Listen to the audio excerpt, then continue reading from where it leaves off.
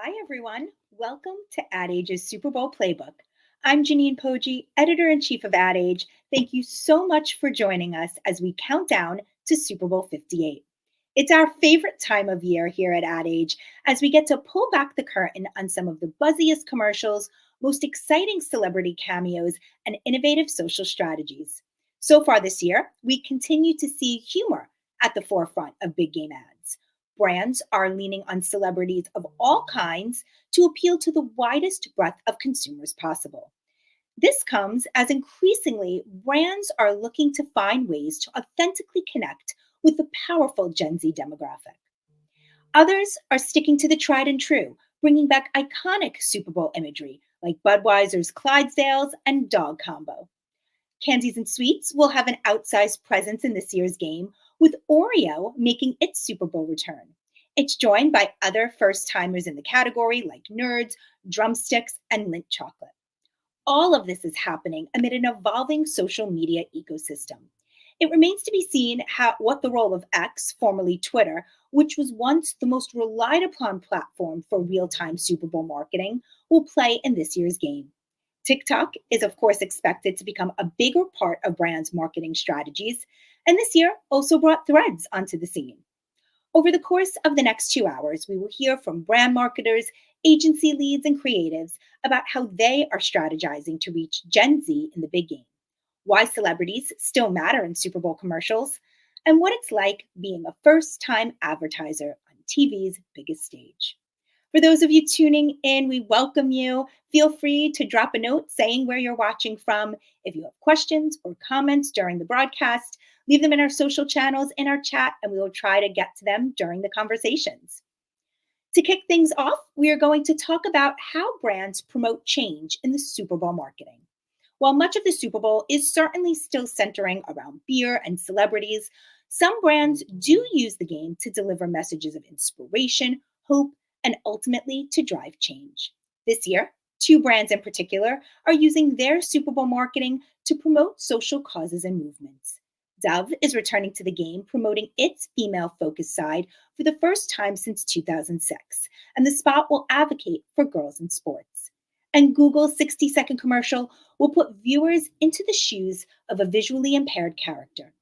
Joining me today to discuss how brands can promote change and inclusivity during the Super Bowl, I'm joined by Catherine Fernandez, Global Brand Director of Purpose and Engagement for Dove, and Adam Morse, Director of Google's Super Bowl commercial, Javier in Frame. Catherine, Adam, so good to see you. Thank you so much for joining me. Hi, nice to be here. Thank you for having us. Of course. I think when you look at like the sea of what is typically very humor-filled, lighthearted fare, it's, seeing the Dove commercial and the Google spot, I think it just takes on a different meaning, and it will be interesting juxtaposition to some of the other, humorous spots in the game. Before we get started on sort of the creative thinking and talking about what into creating some of these commercials, let's cue up and take a look at Google's spot. I'm doing my best to translate an experience of blindness that feels authentic to me, that can also be accessible for people with sight. Adam came up with this great idea of putting petroleum jelly on the lens to just try to give us a basis of what this representation is going to look like.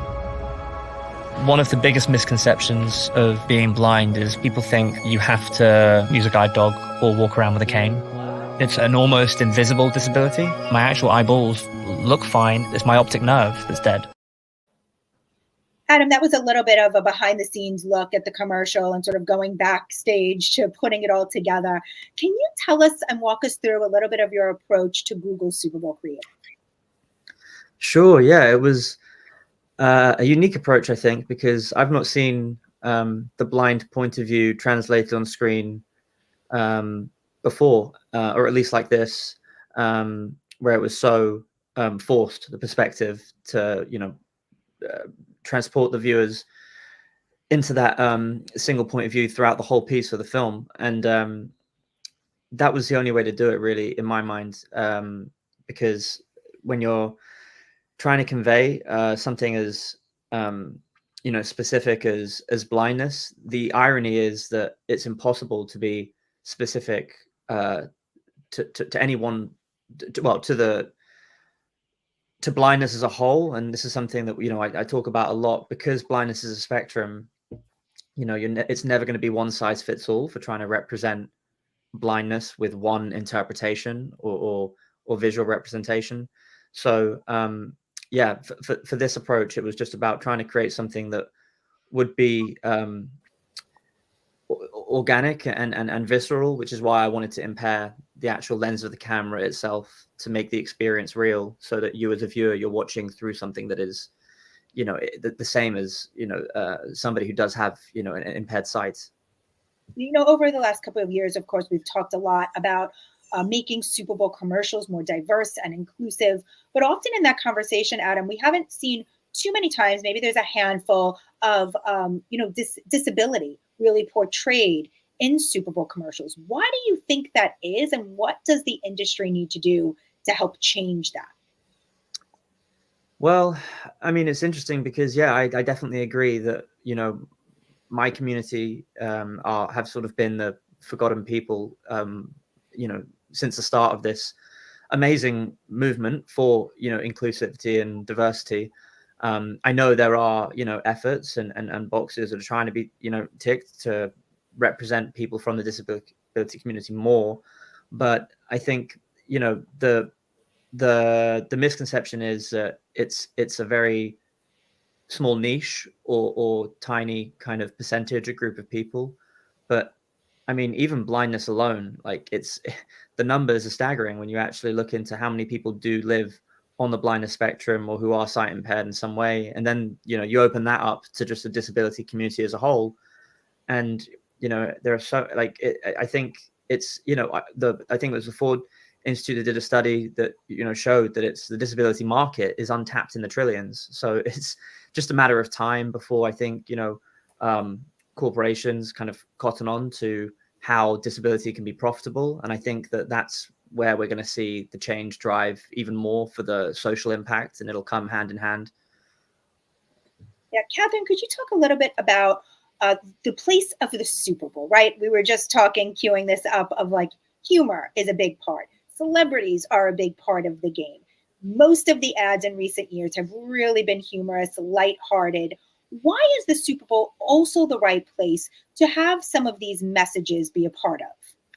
Yeah, I think that when you think about messages, maybe you think about belonging, right, and resonating with different audiences. I think it's a great stage to showcase the stories of those, particularly who have been excluded from big game messaging, right? And I think when we think about the message that we're sharing around Keep Her Confident in the Body Confidence Sports Program, hoping that it resonates with anyone who is an athlete, who has been a former athlete, who has had an athlete in their lives, and they feel inspired to support others and learn how they can improve body confidence with girls in sports. And I think we're already, I heard you in the beginning saying how important some of these other social platforms are going to be. And we've seen a tremendous amount of UGC coming in over the past week, just with parents and teams and young girls sharing, them playing sports, really in an effort to keep girls playing and keeping them confident, because it's really critically important because of the impact sports can have on young people's lives. And we're not talking about professional athletes here. I think we're really just talking about, the importance of being on a team and what it does for young people. Our research has shown that girls who stay in sports are 2 times more likely to be happy with themselves. They agree to have good qualities, believe in their abilities. And I think, that's why we're really committed to this, to the Body Confidence Sports program that we've co-created with Nike. And I think one of the biggest things that we found is, and even on Dove as a whole, is really when you tell the stories of those who are not always represented, or you start to show the underrepresented, I think people really start to value being seen. And this is such a great stage and moment for that. I mean, if you think back to Super Bowls of yore, it was rare to see a beauty brand in the game, right? Let alone a message of women in sports. And I think there's definitely been a shift there. We know that more women, it's almost equal the amount of women and men watching the game. The Swifties of the world will certainly be tuning in this year. And there are several beauty brands actually with national or regional ads this year as well. And even like the NFL last year, we saw their effort with the women's flag football team and their commercial, like spotlighting girls in sports. I definitely want to talk a little bit more about like this trend, but let's first take a look at Dove's Super Bowl commercial. It's a hard knock life for us. It's a hard knock life for us. Dead treated, dead hit. It's a hard knock life. It's a hard knock life.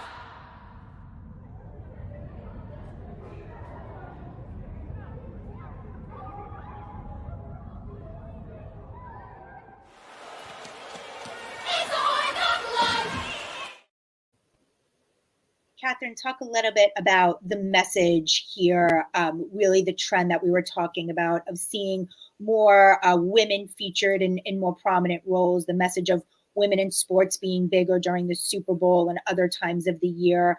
How is that shifting, and what is your hope from sort of the takeaway of this commercial?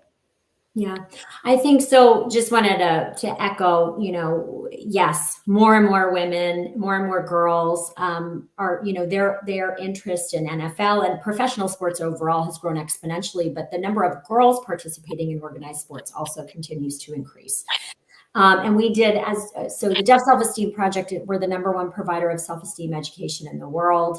And when we do a lot of our research is very much we start with any kind of social impact work that we do starts with research. And we found out that when 45% of teenage girls globally were dropping out of sports by age 14 each year, not because they stopped, loving the game, but because they stopped loving their bodies, we knew we had to do something. And that's double the rate of boys. And it goes very much hand in hand with puberty and that age. And we found there was really a gap in terms of the tools that coaches had at their disposal. And that's why we created the Body Confidence Sport program.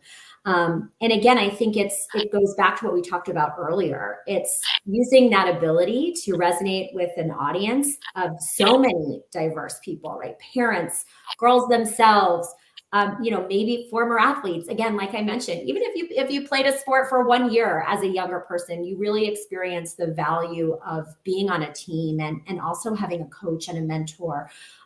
So using that as a platform to share the efforts that we are doing, to share that this is an issue, but share that this is something that coaches and mentors can access now, tools that can help them as they coach girls in sports. At the end of the day, both of these, the Google commercial, the Dove commercial, both have messages of belonging. Adam, how receptive do you think Super Bowl audiences are to receiving messages like this during the game?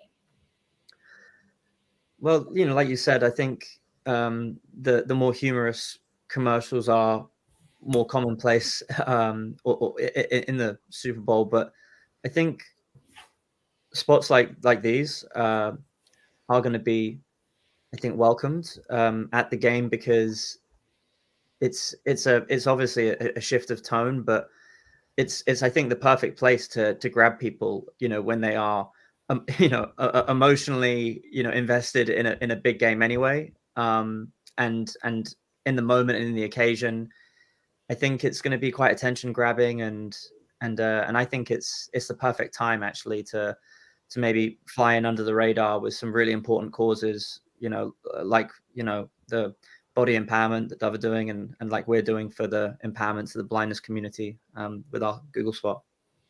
Yeah, I love having you both on because I think it gives us a nice chance to also peel back the layers of what goes into creating commercials like these. Adam, you mentioned the petroleum jelly. Like, take us through a little bit. Like, what does it take to pull off something like this, to really put the audience in the shoes of a visually impaired person? How do you do that? How do you pull that off? What were some of the challenges? How do you navigate it? Yeah, well, the petroleum jelly idea came about because I had done something similar with impairing the lens of a camera on a film I made a few years ago, where I'd use saran wrap to create a drunk kind of point of view, and wanted to give this a test and a try, and the result was really interesting. And it was actually a combination of a few different elements. Actually, it was using the petroleum jelly on the lens, but also using a diopter filter, a donut diopter as well, to kind of warp the perspective even more, and then also shooting soft focus and playing with the focus through those other two aspects. So it's a combination of those three elements. Catherine, from your perspective, like what did it take to pull off your spot? Anything that went wrong, like anything that you needed to, like, you went in thinking one thing and had to sort of like flip the script or change course? I think that's always par for the course. I think there's always something that goes wrong, or you start somewhere and things evolve. I think when we were going through the process, for us, we always put real women, real girls at the center. So using UGC felt really authentic, and this is a little bit of a different tone for us too, because I think oftentimes, we usually take on heavy topics that are relating to girls and women, to kind of shine a spotlight on them, and then hopefully, end with some hope. But I think here for the audience, and you have to take into consideration, people's mindset. But I agree with Adam with what he said in terms of the receptivity for people to be open to messages of change and impact. So I think we took a slightly different tone, but also use that juxtaposition of a song, UGC, a little lightheartedness, but also, took a moment within this spot to make sure that people really understood the impact the issue, and then therefore the impact, that we're trying to make. So a little bit of a different approach than we normally would, but taking into consideration, the audience and what the audience is also experiencing. Yeah, Catherine, sticking with you for a second, what do you hope Dove's ad prompts viewers to do? Like, what are the goals with an ad like this? Yeah, I think that you really hope it makes people stop and think, right?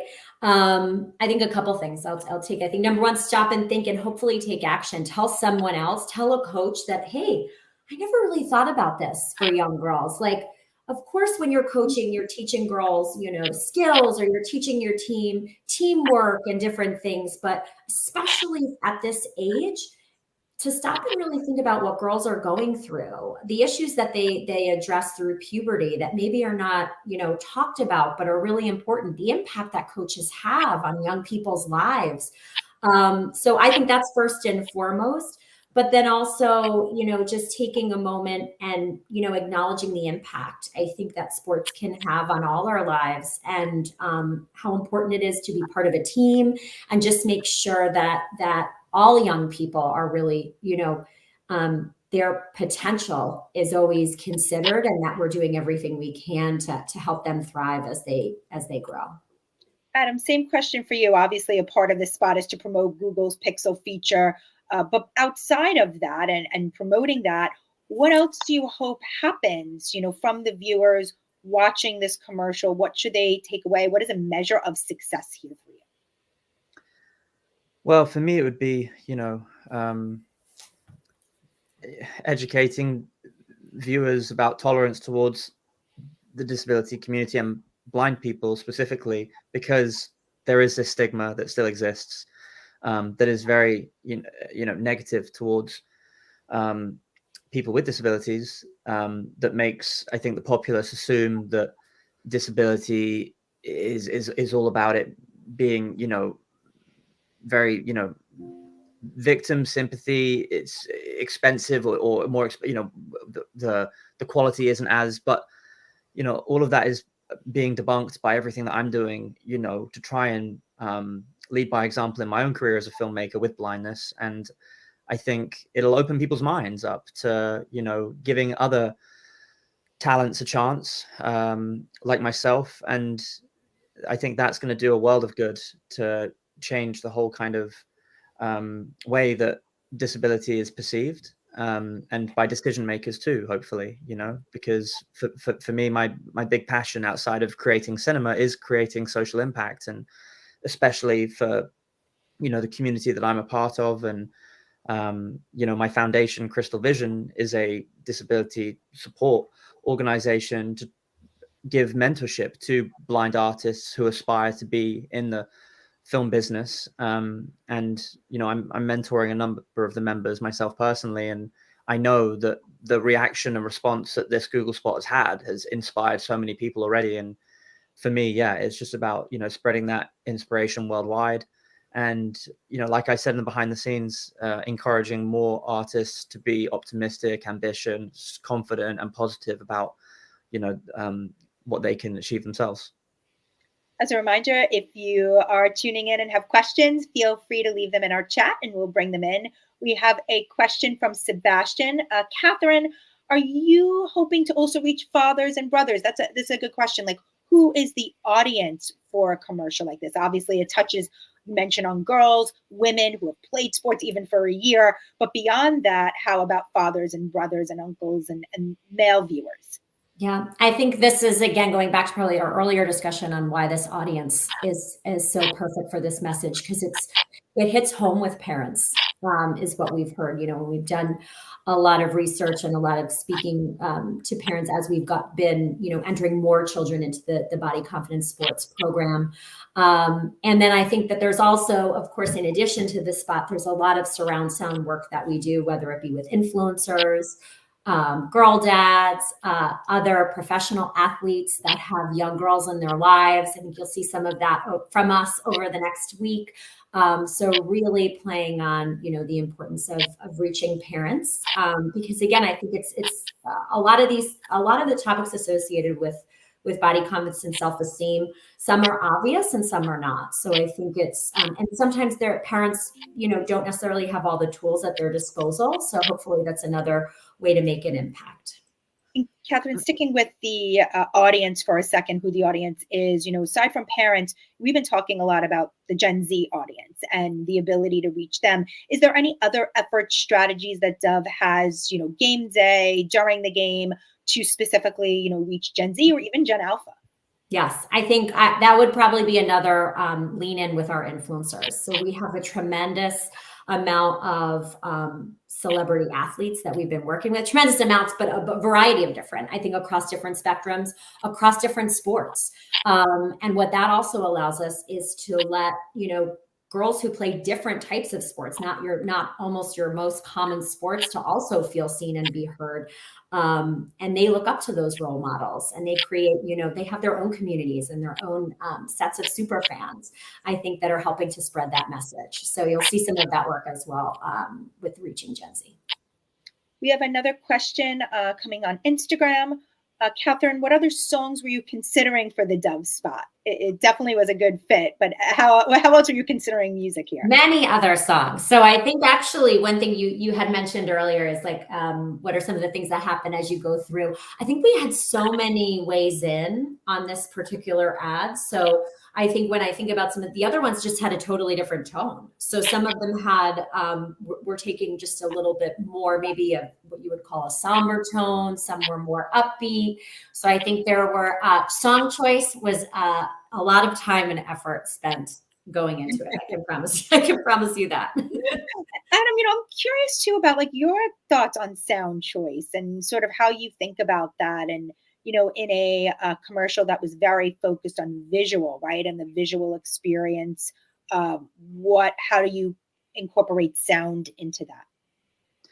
Yeah, I think, sound, music, it's as important as the visuals, and the picture only carries the emotion it does a lot of the time because of, how it's, married together with the audio experience. And with with a spot like this where we wanted to, try and play on people's heartstrings and feel the emotion of the journey of this couple, having using strings were a big part of that. And for me, whatever I'm making, music is always a massive part for it, for me, for my process, and always has been. My background before I was making films was in music, writing songs and stuff. So yeah.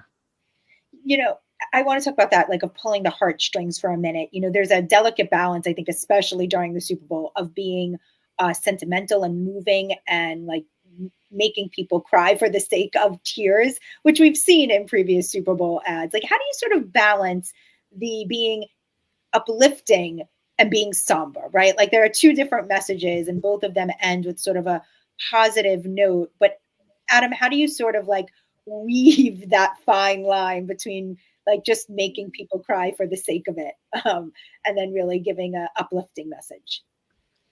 Well, I'm not really trying to chase either result, really, to be honest. It's really just about the story, first of all, and trying to present the narrative through the characters. For me, characters are more important than story a lot of the time. Even when I'm making narrative movies, that I think that it always starts with the character, because the character's choices inform the story. And yes, this spot is about the story of a couple and their journey together and their growth through a time span, and all of their special memories being documented with one of these. and I think, in terms of like getting the that end result of people responding emotionally to it, it's just about focusing on making everything authentic, making it feel real. And so that was always the primary focus for me and everybody on the team. All of us that created this spot, it was just trying to make everything as real and authentic as possible. Let's talk about casting. Catherine, how did Dove ensure that representation was there, not only in like background, ethnicity, but also types of sports represented? What were the efforts that kind of went into thinking about casting and what was represented on screen?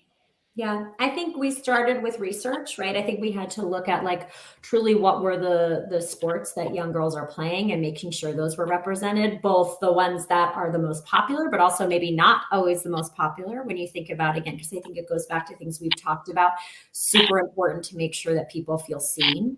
And then I think in terms of body type, body diversity, also something we always think about too. Age, again, because the age at which this is happening is right at the puberty age. So making sure that, it starts young. Kids today play sports very, very young. And it can really, depending on how involved you are, can really become a really big part of your life. So showing the age range at which people start to play sports up to, the point at which we were starting to see, girls starting to drop out of sports. And then also making sure you're showcasing those moments, making sure you're tapping into those moments. And I think Adam said it beautifully in terms of the storytelling. And Adam, I really want to, again, give you just so much props for how beautiful your character development really was, and how that really, how it really hit home, I think, in terms of how you were able to do that, both with your sound, but also how you use sound as well. So I just wanted to call that out because I thought it was really beautifully done.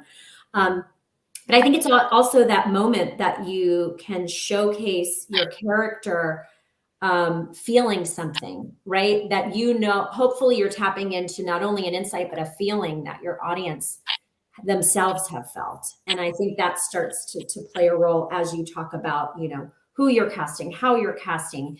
UGC also plays a role because it also, I think it allows people to either see their own kids in that way, they see themselves and things like that. You start to play a little bit on either the life you're living now, or how you can look back a little bit in time and with a little bit of nostalgia. So all those things, I think all of it, it's a journey when you're going through it.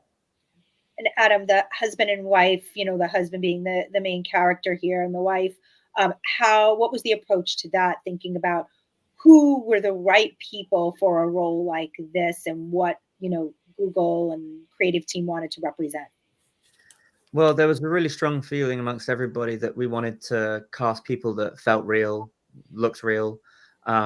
And I know that might sound funny when you say it aloud, because I mean, we're all real, I think.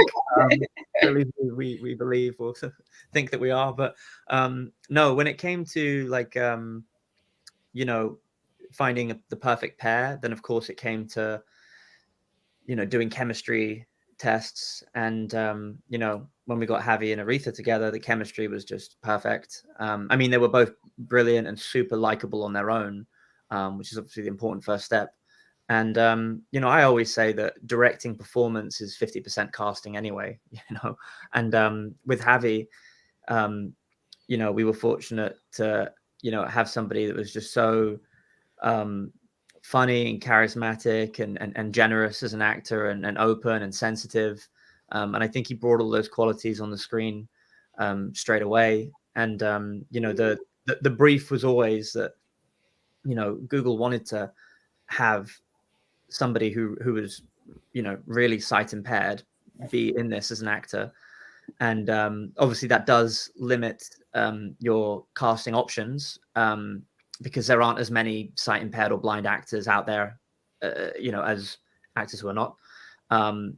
And we were really happy when we brought Javi on, and the Google creative lab team knew straight away, the same way I did, and all of us, Gut and the whole team, Smuggler, everybody felt the same way, and we were all on the same page, which made it so much easier in that process when we're all singing from the same hymn sheet and on the same wavelength of but it was clear, that Javi was just the standout performer, for all the reasons I just said, just so likable and endearing. And for a second I almost put my own hat in the ring as an actor, because as well as directing film, I'm also an actor. But the thing is, I don't come across sight impaired in the same way as where it's easy to telegraph with Javi with one of his eyes. And also I want to just focus on wearing the director's hat, of course, on this, and try and deliver the best spot. And I'm so glad that we worked with Javi on this, and Aretha. So, obviously a critical part of this, aside from just who's in front of the camera, as we think about, DE&I, and in the last couple of years, how to make Super Bowl ads more diverse and inclusive, there's also the efforts that go on behind the camera. Who is working on the spots from the ideation, right, up until execution and editing, post-production? Catherine, how is Dove thinking about not only the casting of the girls in the spot, but also who was actually working on the ad behind the scenes, and who was in the room when the idea was created, and all of that? Like, how are you prioritizing that? Yeah, I think that we have a whole entire process. It happens from a Unilever perspective, but then also a Dove perspective in terms of who, how, and why. So I think you hit exactly on it. It's who's in the room when the idea even comes into play. How do you bring in voices? And another big one is also the girls themselves, the girls and women that experience this, because I think that's how you really pull through the authenticity. Then you have your partners. That sorry to stop you there. So did you have girls come in as to come in and talk about their experiences, girls in sports? Like, how did that work? Yeah, I think so.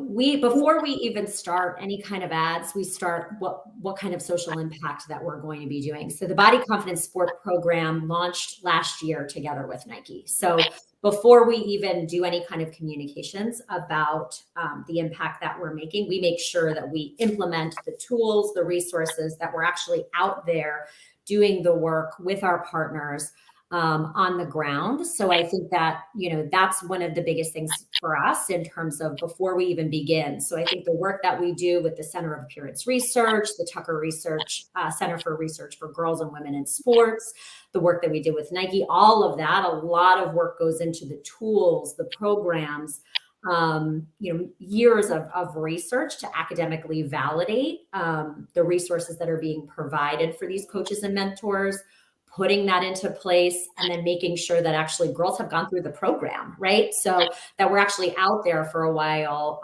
making sure we're making that type of impact in the world. So that's, for us, that's where it all begins before we even start to communicate, I think, anything, in front of or behind the camera.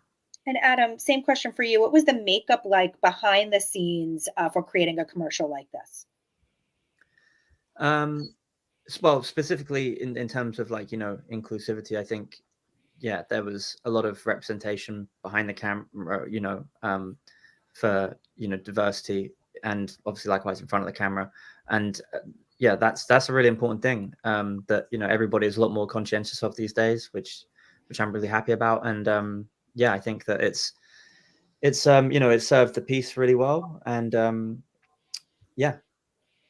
Yeah, I mean, it's hard to make an authentic story like that, I imagine, without having people who have a shared real life experience or can actually authentically help tell the story. Because I think earlier on in this conversation, you mentioned the idea of ticking boxes, right? And I think that what we've seen is a lot of brands come out and look to make sure there's diversity and representation in front of the camera and sort of checking a box. But how do you, I think the next phase of this is how do you authentically tell that story? And I think in this year, in 2024 Super Bowl, that's probably what we'll all be looking out for, right? Like, not only is there people represented where there's a sense of belonging, but also, are we telling authentic stories? Absolutely. Yeah. And I know that, for me, this was, a really amazing opportunity and experience. This is my first Super Bowl commercial that I've directed, and it's a massive statement, for a huge company and brand like Google to believe in me and give me the chance to, show myself as a filmmaker, and as well as, of course, showcasing their incredible, innovation with the guided frame AI feature. And it's just something that is going to really help. I know so many people who have already seen it and reached out to me, and I'm talking on the behind the scenes about being a filmmaker who happens to be blind, and not just a blind filmmaker. But having said that, I do appreciate opportunities to be able to operate in this space as a person who has a reference point living with blindness, but not let it always just be about that, because ultimately for me, I want to also direct a multitude of other stories and narratives and showcase other brands where it's nothing to do with blindness, and just use my talent as a filmmaker. And I think the more I get to work and show what I can do, that's going to help go against that kind of stigma like I was talking about before. But for the meantime, I'm really happy to be the person, kind of the blind filmmaker that's cornering the market at the moment, being the go-to guy for these stories, because when it comes to promoting, I know anything that I do, when I'm in a position to put out work to the world, it sends a statement to the blind community and can inspire people. So yeah, I'm really grateful for the opportunity that Google have given me, and yeah, always ready for the next challenge and opportunity. Catherine, Adam, thank you so much for joining me. Have fun on Super Bowl Sunday watching your spots. And thanks for joining us. Thank you. Thanks for having us. It's a pleasure. Next up, we have Ad Age reporter Erica Wheelis, who will be leading a discussion on how brands are reaching Gen Z in the Super Bowl. Thanks, Janine. Hi, everybody. Thanks so much for tuning in so far. Yes, we are going to turn to the much talked about Gen Z. The Super Bowl is obviously a great opportunity to reach consumers of all ages, but Gen Z especially is a very coveted segment for marketers. but they're a particular generation. They want brands to show up authentically, and they want them to be current on social trends and what's cool and up to date. So joining me today to talk about strategies around reaching Gen Z, we have Marcela Pascoa, VP of Marketing at Coors, who is running a Super Bowl ad this year. Michael Smith, head of marketing for Starry, whose ad will feature rapper Ice Spice, and Cal Maddock, director at Pretty Bird, who directed Popeye's spot this year. Thanks so much for being here, everybody. We're going to jump right in. Michael, I want to start with you. So, like I said, Starry's Super Bowl spot will feature Ice Spice. And before we get into it, for those who have not seen it, why don't we take a quick look at the spot? This story is mad good. Thanks, boo. Ice Spice? Wait, who's that? It's my ex lemon lime soda. You're looking well. I just needed something more refreshing, more crisp. I'm with Starry now. This is intense. He's so vulnerable. And I love you. Please. Aw, buddy, it'll be okay. Or not. Huh, I do prefer Starry. That's my the or not. That's my favorite. That's what got a laugh out of me. So Michael, first, like, why go with Ice Spice here? Can you talk a little bit about the conversations around like who do we want to connect with Gen Z here? Yeah, absolutely. And we were so lucky to be able to feature Ice Spice in the work. Grammy nominated, platinum selling artist. She's so talented, and so we couldn't have been more excited to be able to feature her in our first Super Bowl spot. But, for us, as we were thinking about who's the right talent to partner with on this, I think it first and foremost started with the story that we wanted to tell. And, for us, as we got into the spot, we knew that we wanted to bring, competition to the category. But we didn't want, it's so easy to do that in a way where it's just like the other guy's bad, right? And like that was never going to work for the consumer that we're targeting. When we think about Gen Z consumers, they're more inclusive, they're more empathetic. And so we wanted to find a way to tell a challenger story, but without the aggressiveness of a direct challenge. And so we landed on this idea of a breakup. Everybody's been through breakups, and Gen Z adults specifically are kind of at the center of their romantic life to some degree. And so it felt really relevant. We didn't know how relevant it was going to be for this Super Bowl, but it felt really relevant. And so once we understood the story that we wanted to tell, with our characters kind of acting as these like avatars for the viewer, watching this breakup with the ex lemon lime soda take place, we said, who's the right protagonist to partner with? And, Ice just feels like an icon for Gen Z, who is such a strong figure and, brings such, positive energy to the story that we were trying to tell, that she just felt like a natural fit. And she felt like the right person to, tell the story of moving on to something better, and truly being able to withstand the pleas of her ex lemon lime soda. So it just felt really natural, and she was great to work with, and it came together really authentically. I like it. It's keeping with you here, Michael. Can you talk a little bit about how Starry, like, is there data that helps you all like get through what's on Gen Z's mind? Are there focused groups or other ways that you all find trends that resonate with them? Yeah, so we do a ton of research, and this is true of any design target that we're thinking about for any of our brands. And so while we were building the Starry brand, and over the first year that it's been in market, we've tried to stay really close to who the core consumer was for this brand. And we knew that we wanted to target Gen Z. And so we wanted to understand Gen Z as a demographic, as a cohort, like how they saw the world, what they felt and feel emotionally, and how they connect to brands overall, and then brands in our category, and then what they want to see from brands that resonate with them. And we try to build Starry in that image, but it's a lot of just consistent research up front, talking to the consumer, understanding what they like, what they dislike, what they gravitate to in brands, what they don't. And then since the brands launched, trying to stay as close to the consumer as we can. And honestly, a couple of really fun places to do that, and it can be fun or not fun depending on the brand. But I'm constantly in the comment section of our TikTok, constantly. And we post almost daily. And you can sadly learn a lot, both good and bad, just listening to the response to content that you're putting out. And so, especially as I age as a marketer and can feel a little bit less trusting of my gut when it comes to what younger consumers are going to be interested in.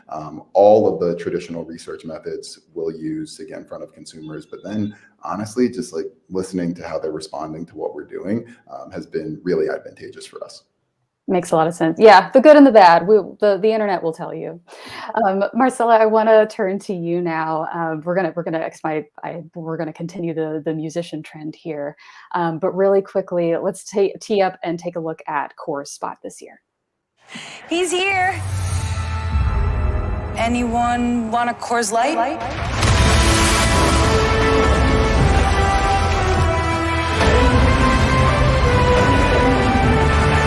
Oh my.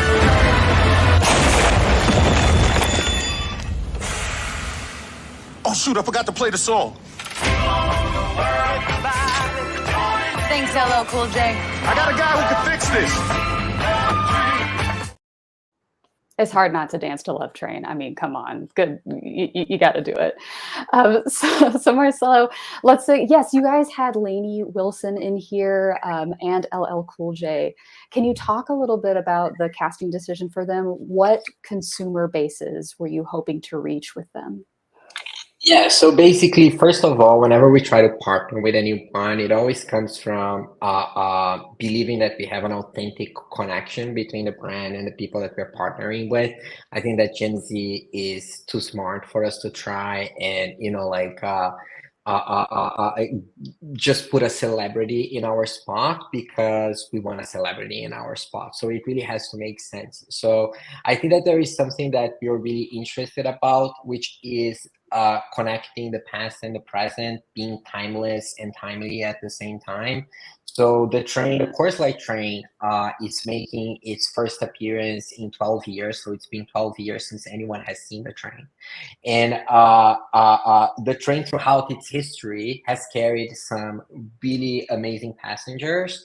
And we just felt that Lainey, first of all, she's not a partner of the brand just for the Super Bowl, right? She's someone that we are partnering with for, we have a multi-year contract with her. She's someone who truly loves the brand.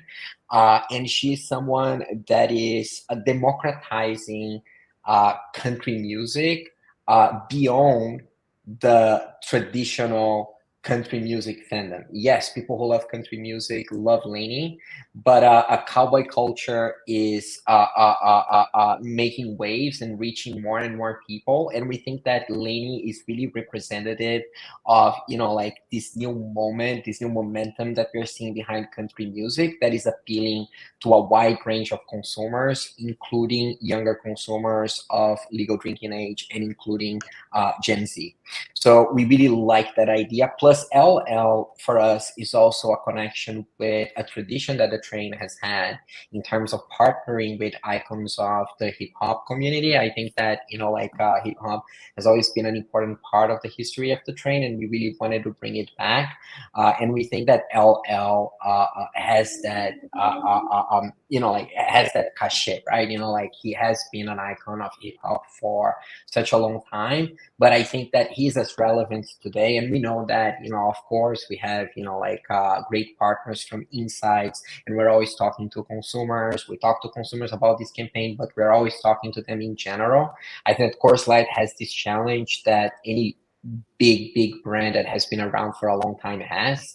The Coors brand just celebrated 150 years last year. So we're always walking that line that is about, yes, reinventing ourselves and introducing the brand to new fans, but also making sure that we can entertain those who have been along with us for the ride for, many years. So this combination of LL and Lainey just felt perfect for us. And come on, LL has cool in the name, and we are the coolest beer in the world, so it was a no-brainer.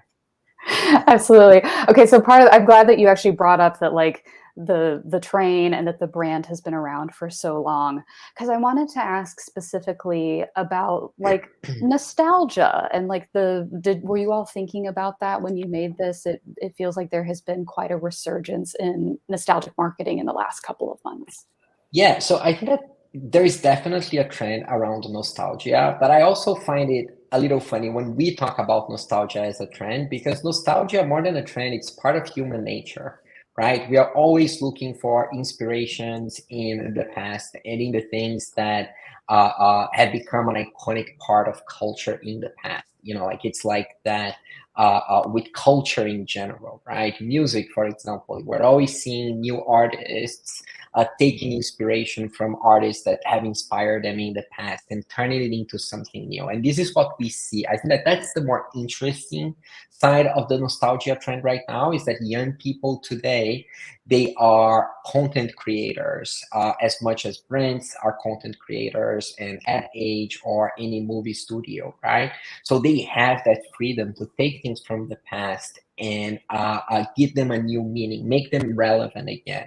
And that's exactly what we're trying to do with a course like Train. So the train that exists today is not the same train that existed in the past, right? So the train has always been about bringing people ice cold Coors Light, but for the past 3 years, the brand has been all about chill, you know, like, and it's hard because young people today, they feel like they need to hustle to get everything that they hope they will accomplish in their lives. And sometimes they feel like because they need to hustle, they are not entitled to a moment of chill, that a moment of chill will, you know, like just prevent them from getting the things that they dream about. But we actually believe that everybody needs a moment of chill, that, you know, like sometimes taking that moment to refresh your spirit is just what you need, so you can come back to the hustle rejuvenated and with the you know, like with the mindset that you need to unlock new possibilities in your mind. So the train is now not only bringing ice cold beer to people, but as you see in the example, you know, like, which is a fun example of a family, you know, like meeting the girlfriend's boyfriend for the first time, and he's wearing a different jersey, etc. But those moments in general, they are just reflective of a world that is too worked up. And I think that Gen Z feels that a lot, right? You know, like the world, sometimes the world is awesome, don't take me wrong, but sometimes it's too much. And sometimes we need that moment of chill that I think that the train is now bringing to people as well. Not only ice cold beer, but a moment of chill. And I think that today more than ever, people need a moment of chill. Absolutely. If anybody tuned into our roundtable on what Gen Z wants to see from the Super Bowl, one of our panelists specifically, yes, was like, Gen Z is stressed out. Don't come at me with a finger wag. I want something that is funny or nostalgic or that I relate to. I don't necessarily want like a more serious ad. So yeah. Absolutely. Calmatic, I want to bring you in here because I want to talk about humor. And I think that Gen Z has kind of made or has embraced a very like broad kind of humor, as just from the absurd or things like that. How do you think about Gen Z humor? How is it different from other generations? And does it change your work?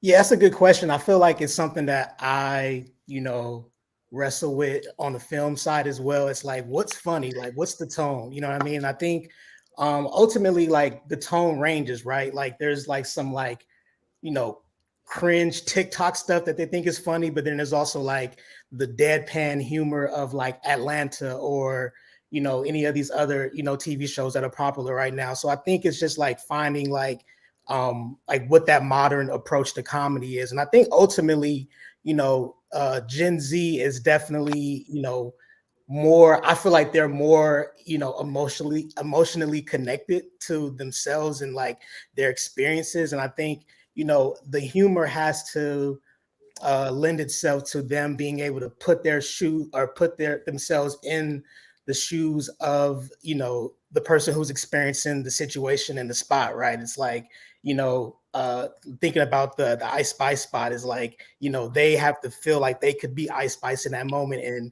what does that feel like to see someone cry their guts out in front of them? You know what I mean? So I think it's like, as long as the situations are relatable and the characters feel real and they can like reference like, oh, I can see that happening to me. I think that's like where the humor, like that's what opens up the humor emotion for them, so to speak. Michael, yeah, is that something that you guys were thinking about too? Like we want it to be like a breakup is normally sad. We want it to be relatable, but like it should be funny. Yeah, I mean, at the end of the day, I mean, I think Calmatic's right. It has to be funny, and especially for a brand like Starry, we want to make sure that we're bringing levity and humor to anything that we do. So the humor had to be there, but also to his point, the viewer had to be able to put themselves into the scene, whether they see themselves in ice, whether they see themselves through lemon or lime, whether they see themselves through the X lemon lime soda. We wanted it to feel relevant, and to his point, I think that's why we felt good about the humor coming through, is because Gen Z can see themselves in any of the characters.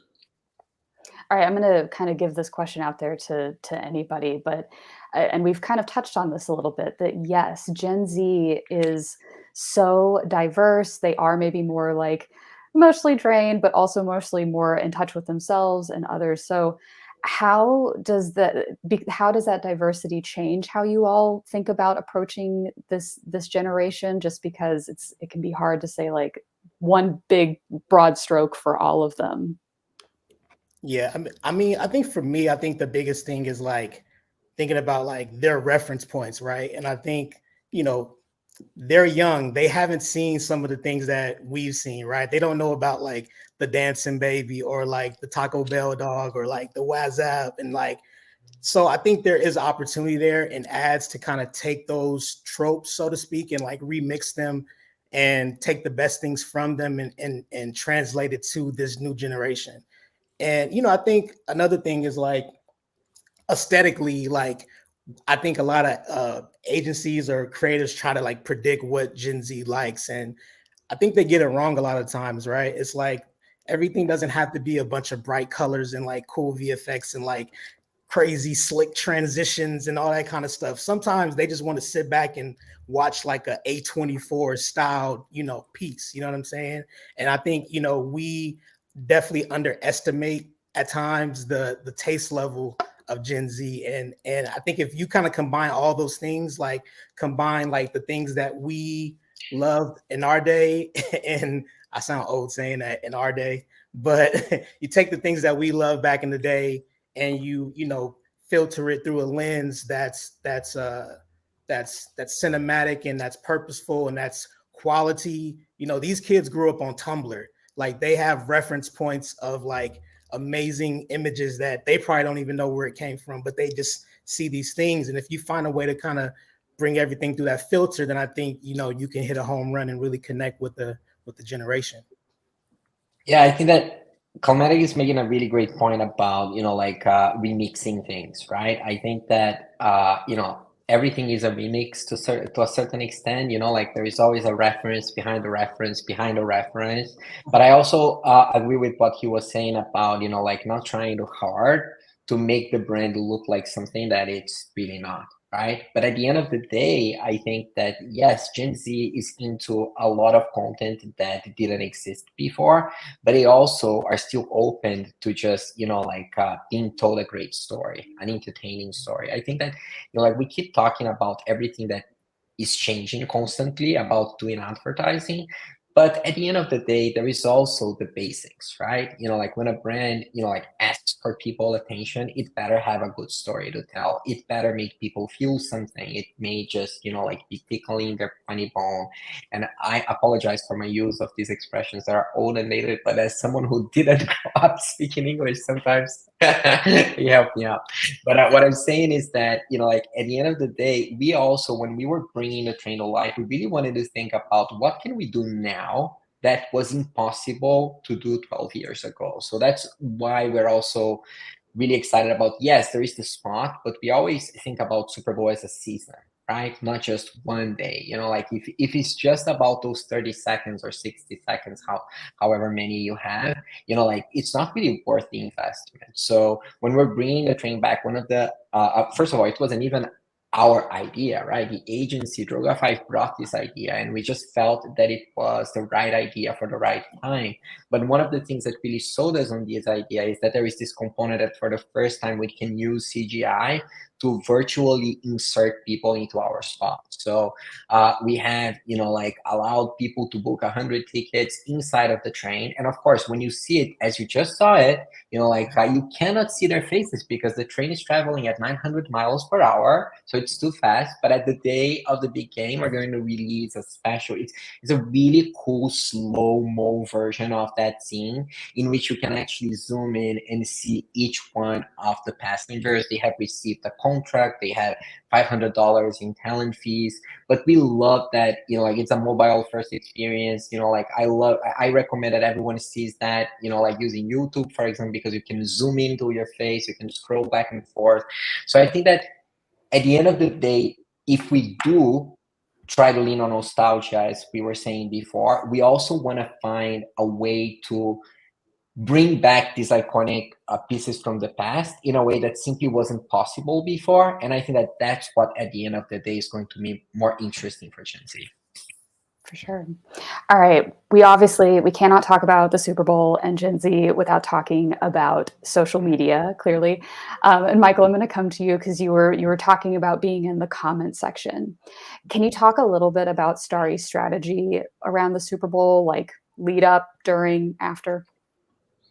Yeah, absolutely. And I'll put it in the context of the Super Bowl, but I don't know that it's a massive strategic difference to how we approach social platforms on a day-to-day basis. So our overarching thesis around social is that it's a space where abundance wins. And if you can produce a large enough volume of content, you are going to find things that resonate, and trying to be carefully curated as if you know exactly what's going to drive the most engagement is a bit of a failed strategy. So we're always focused on producing at high frequency and with speed in order to some degree flood feeds, and whatever comes out the bottom of the funnel, awesome. That's what hit, that's what worked. We'll try to get smarter over time, but we're not going to fool ourselves into thinking that we can carefully manicure the best piece of content on a day-to-day basis. We're going to let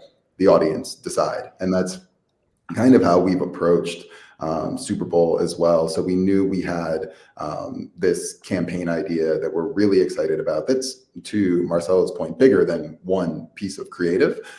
And so we've tried to be thoughtful in how we seed out the relationship that our characters are trying to build with Ice Spice, who the X Lemon Lime Soda is, and when he eventually appears. So we've been a little curated in the lead up just because we didn't want to give away the twist in some of the work. But I would say that as we get to launch and as we think about what comes after, we've shot so much content.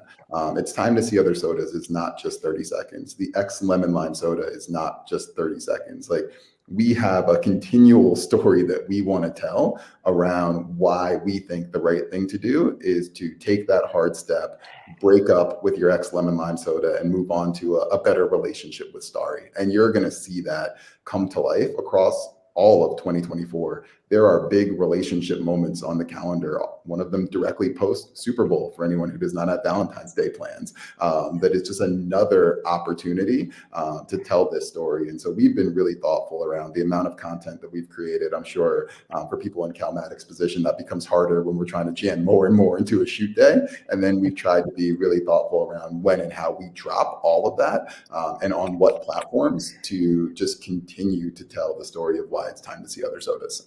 So our plan is to continue to publish at the frequency that we produce and let this story kind of evolve as it goes over the course of the year. Marcella, I want to ask the same to you. What is Core's social strategy? And in particular, I know that this is a little more challenging because there are alcohol rules on social media. Yeah, so first of all, everything is a little different when you're working with an alcohol brand, but like those restrictions are actually not even restrictions. Those rules, those guidelines are guidelines that we embrace full-heartedly, right? Because they're about like being responsible and making sure that like our message is only going to reach people who are 21 plus in the US. But I think that at the end of the day, we see social as an opportunity for us to express our point of view authentically, right? Like, so yes, we're always monitoring everything that is happening and different trends, and sometimes we get to like respond really quickly to something that is happening in culture. But at the same time, I just feel that like the biggest challenge for a branding social today, especially with younger legal aged consumers, is being authentic. Right. I think that the moment that you're trying too hard, the moment that you're trying to be something that you are not, people will call you out for that. And so that's what we try to do. I think that at the end of the day, we want to celebrate those moments when people, can find their chill and they can have that chill mindset. So I think that social media itself is a place where, like people often, in Gen Z often, it's that love-hate relationship, right? Like it's an environment that they absolutely love, but it's also an environment that sometimes makes them feel like, oh, this is a bit much, like I need something, I need a little bit of relief. So I think that that's at the end of the day, behind everything that we do is this intention of, being allowing the brand to be its most authentic self, because anything that you do beyond that is definitely not going to work. For sure. And Calmatic, what about you? Yeah, do you ever have a brand that's like, oh, that's going to be like the thing we put on TikTok, or do you start thinking about your work that way? Like, what can trend on social? What's going to do well? Yeah, I mean, not so much with I mean, I think we've been able to separate it on the day, so we know this is for the 30, this is for TikTok, and that's like become a norm now that I'm used to, and it's fine. We can do it. It's okay. But I think, going back a few years ago, I did the music video for Old Town Road with Lil Nas X, and it was his first music video. And while we were shooting the video, he was like, okay, this scene should be 6 seconds because that's how long TikTok is. And at the time, it was like no one knew what TikTok was. It was like, okay, like let's just do it.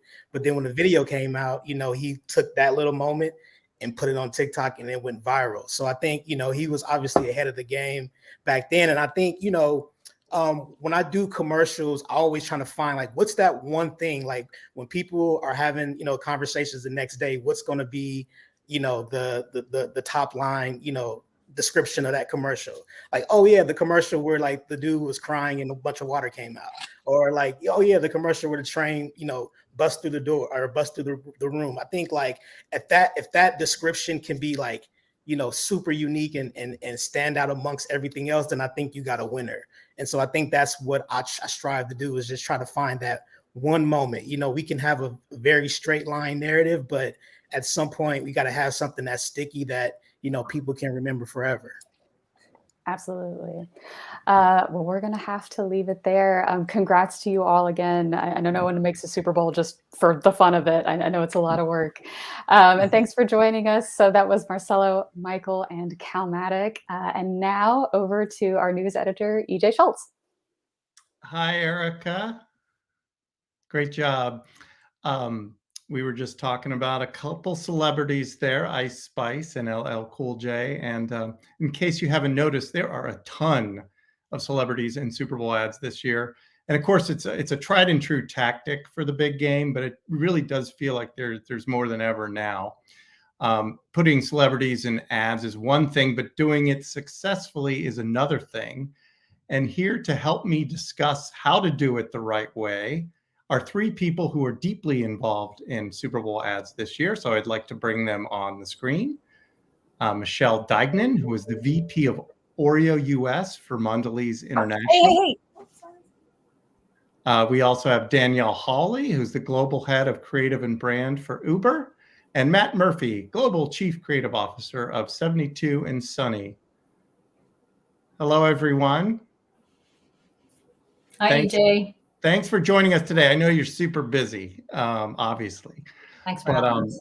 Michelle, I want to start with you and Oreo. It's been a while since Oreo's been in the Super Bowl. I think 10 years roughly. 2013, yeah. There you go. And So your celebrity is Kris Jenner, who appears in your ad. And before we talk about how you chose her, I want to watch the ad so we can all see it and then talk about it. Great. Whoa, whoa, whoa. Can we help you? I have a delivery for Athena. Twist on it? Yeah. Cream on the right, we'll let him in. Oh, welcome to Troy. Thank you. Should we report this? I just twisted on it. This never happened. So every little detail about our family will be on TV? Who would watch that? All right, let me twist on it. Hope you can keep up. Wait a minute. We could have been twisting on everything this whole time? So keeping up with the Kardashian fans will instantly recognize that reference, right? She's kind of referring to when the show came together. I think it was back in 2007. Yeah. How did you decide to use Kris in this ad? Can you kind of take us back to I mean, it was an incredibly fun process. First of all, I would say at Oreo, we always try to push ourselves to be in cultural conversation and be in the cultural zeitgeist. And I think that's what the brand has done very successfully in the past few years. And it was no different as we were thinking about how we wanted to show up in the big game. So we found the concept of twist on it, which of course, what's so fun about it is that is ingrained in a consumer behavior. Consumers already have this ritual of twist, licking and dunking an Oreo. And we started to talk about what are the best stories that we can tell through using the Oreo as the decider. So instead of a coin flip, you use Oreo. Cream on the right, you choose one thing. Cream on the left, you choose another. And really, we started then to think about what are the cultural moments that have happened in the past number of years that would help us tell this story around Oreo being front and center in key decisions that were made. And those of you who do know the Kardashians know that they very much changed the cultural landscape and reality television. And Kris is very well known for making many successful decisions in her life when it comes to her family's businesses, and indeed that fateful decision that day to decide on whether they were going to create a reality TV show or not. And I think that's kind of where the idea originally came from. And then for us, it actually just felt very natural. So those people who know the Kardashians know that for many years, Oreos have shown up in their kitchens, in their cookie jars. We haven't paid for those integrations. They are natural places where the brand shows up. So that piece felt very authentic for us. And, that combined with the cultural conversation piece, we just felt like it was right as we thought about what's the moment in time that we want to showcase in our big ad. It struck me that while she's in the ad, she's not dominating the ad. You have other scenes. How did you make that decision? I'm presuming paid a decent amount of money to get her in your ad. Why didn't you put her in the entire ad? Yeah, and kind of goes back a little bit to the concept. And if you look at how it's framed up in the big ad, it's about how Oreo has been around since the start of time, helping to make decisions till the present day. So we really wanted to tell the arc of that story, but then tell it in meaningful ways and within different vignettes. So this whole concept of having bite-sized vignettes and mini stories within a bigger story was really appealing to us, because it was an effective way to use this twist on it mechanic to help tell different stories and appeal to broader audiences, right? Like show how Oreo has been up in a playfully provocative way, part of some big decisions in history for the brand. And we really wanted that arc to shine through. And, it's important if you look at, ads in the big game. I think that I saw a report that almost 70% of ads, do have a celeb. Of course, they bring additional to the game itself. And it's a bit of not everyone does it, but a lot of people do it and a lot of consumers expect it.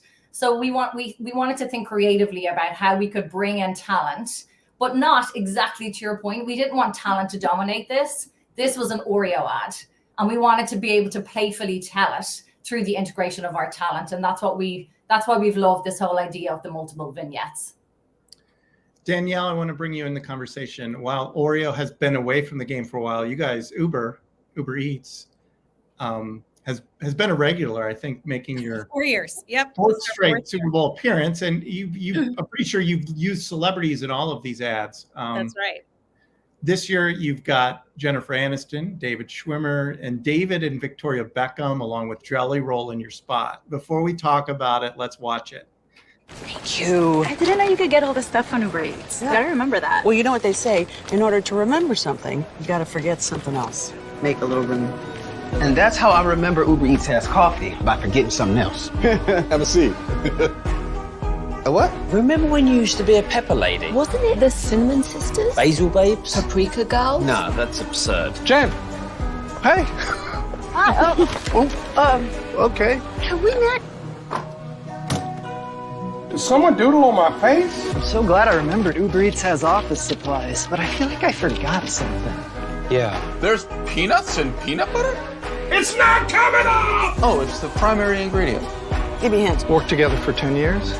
10 years. Yeah. You were great. You still don't know, do you? I don't. Right.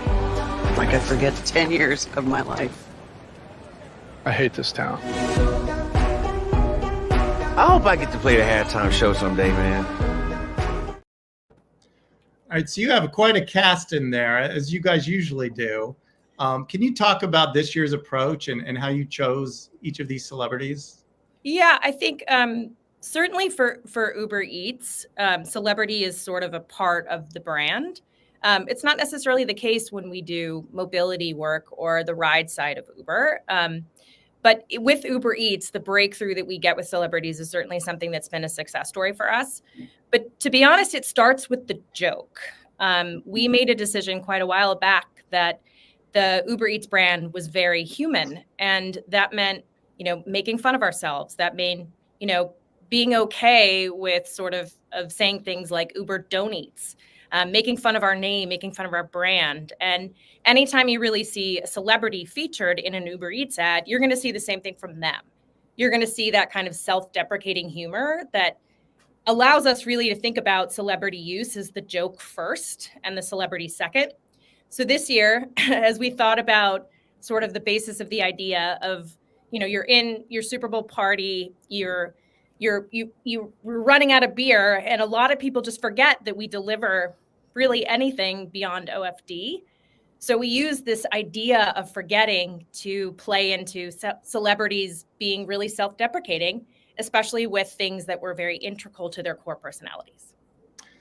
And you started teasing this ad a few days ago with a Beckham spot, and then you sort of played off a viral moment from their own series. Can you talk about how that came together for folks that aren't familiar with it, and sort of what success you may have already found with that approach? Yeah, when we think about casting, we definitely think about the audience of Super Bowl. And this year, there was something in it for everyone. Jelly Roll was kind of our up and comer. He has a rabid fan base, but he's new to the scene. The Beckhams are kind of, the Netflix documentary, if you haven't seen it, is absolutely wonderful. And we really felt like it was an in the know moment. If you knew, you knew. Where Usher was the halftime show, we felt like there was a really, really obvious and funny joke, especially since the placement of our ad will make that joke shine even more. And Jen and David, or the idea of Ross and Rachel forgetting each other, was just something we felt was super powerful. But when it came to the Beckhams, we wanted to hint at that documentary, but we also had to make an ad that if you didn't see the documentary, still played and still was funny. And it was a balancing act. It was a balancing act of using the meme the right way, of using the concept of our ad the right way, and of getting them to sort of be who they were. That little bickering that they do back and forth is just so entertaining and so endearing and so true to the brand in that self-deprecating moment. So, we had a lot of fun with Victoria and David on that set that day. And we used a lot of the same techniques of the meme, but also had to, like I said, balance it with the idea of forgetting. Quickly, do you have any metrics yet on how that's performed for you? Because it's been out for a few days. Not yet, but I can tell you that it's been hard to do the math because the numbers are that big. Nice. Matt, I want to bring you in the conversation. You guys have a couple of national ads in the game, 72 and Sunny, and then one regional ad, which we just wrote about on Ad Age today from United. But I want to start with the NFL, which is you guys have done some great work for the league over the years. We can kind of play a little bit of, you're not out with the full ad yet, but you have a teaser. We can kind of play that in the background as we talk. this takes place in Ghana, and it stars some current NFL players, Saquon Barkley, Justin Jefferson, and Cameron Jordan. Can you talk about the brief that the NFL gave you this year, and sort of how you chose those players and what you guys are planning to pull off during the game? Sure.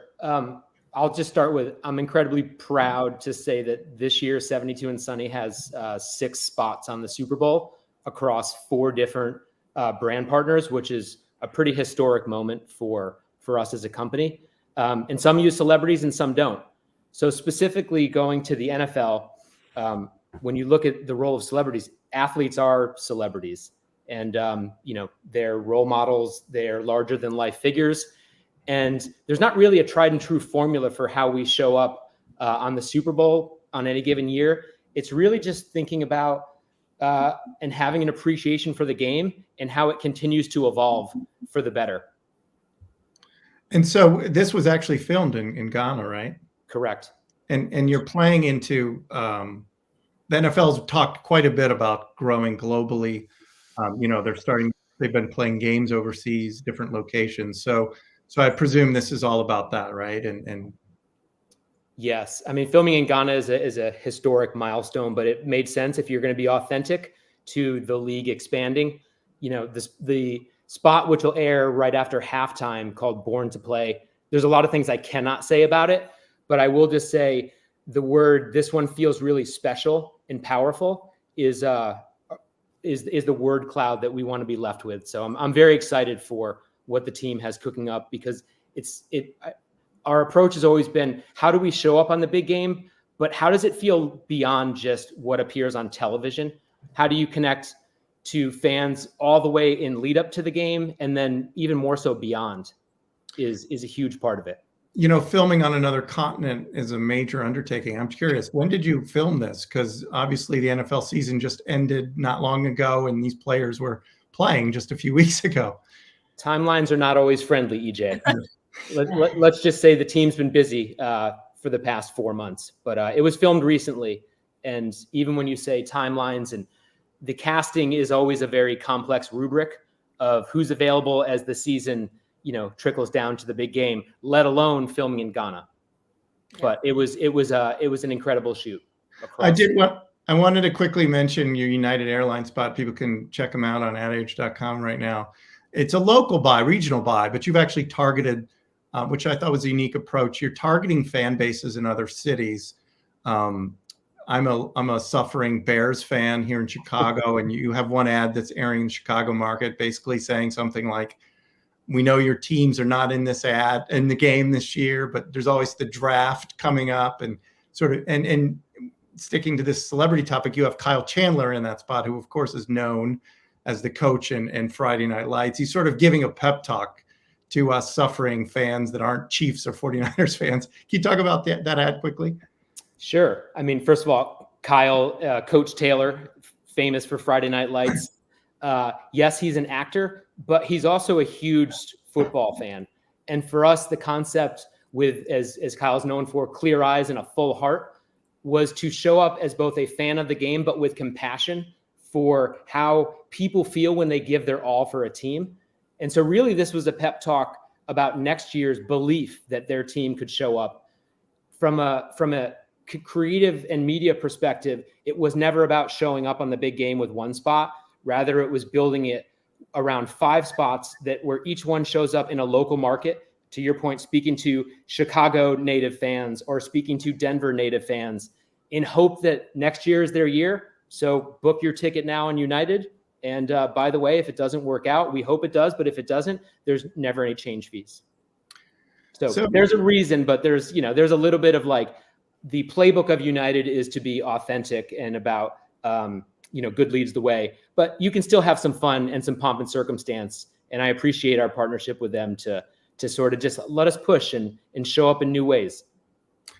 One of the major reasons brands use celebrities, of course, is they have their own almost media channels through social media, and you can instantly reach their fans, millions of them. So I'm curious, I'd like for you guys to talk a little bit about how you're doing that this year. Michelle, maybe we can start with you. Obviously, Kris Jenner and her daughters and the entire Kardashian group has millions and millions of social media followers. What are you doing outside of the ad to capture that interest? Yeah, great question. And I think, like all of us, the big game is about so much more than just the 30-second spot. So as we all sit down to build plans around how to have our brand show up, I think the lead up to the game is important, how you cover over the game and then lead out of the game too. And I think as we looked to work with Chris, we really wanted to, Chris is very authentic, and her fans, what they love about her is her authenticity. So we created content that was unique to her channels. We wanted to make the most of the fact that she has a lot of social reach, not just on her channels, but she also has a very famous family and very famous friend pool. So we did things like we sent out Oreo custom Oreos just this week, actually, to Chris, to her family, to her friends. We saw just yesterday some of that content pushed out onto Twitter. Nikki Hilton pushed it out.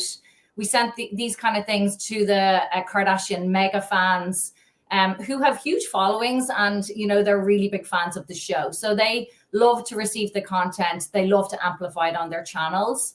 So driving that coverage and driving that connection with Chris and her fans is really important to us. Just knowing that it was she has such a big reach, and it's a big part of our overall plan to get Oreo introduced to even more consumers. I mean, the brand is so ubiquitous, so beloved, but it's always when you work with celebs that have such a big following. I mean, it's a huge opportunity for untapped potential, and that's really what we try to make the most of as we run up to the Super Bowl itself.